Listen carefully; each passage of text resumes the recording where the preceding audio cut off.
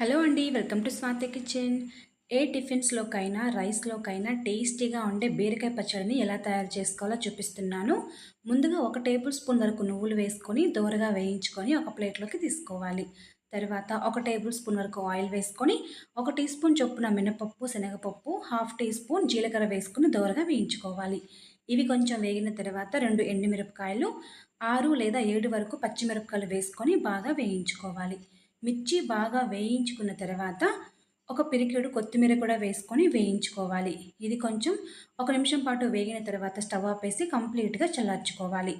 బీరకాయ పచ్చడి కోసం నేనిక్కడ ఒక బీరకాయని తీసుకున్నానండి. శుభ్రంగా కడిగి తొక్కు తీయకుండా ఇలా ముక్కలుగా కట్ చేసుకోవాలి. ఇలా కట్ చేసుకున్న ముక్కలను అదే కడాయిలోకి వేసుకోవాలి.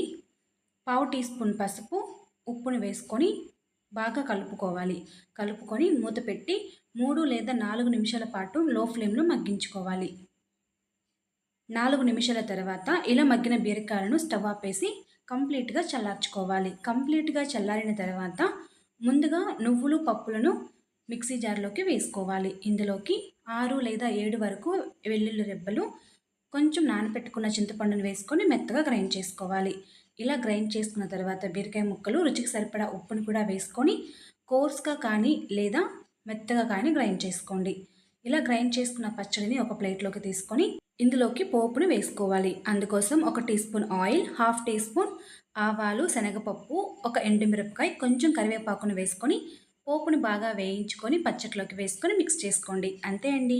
బీరకాయ పచ్చడి రెడీ అయిపోయింది. ఈ పచ్చడి 2-3 డేస్ వరకు స్టోర్ చేసుకోవచ్చు. Thanks for watching.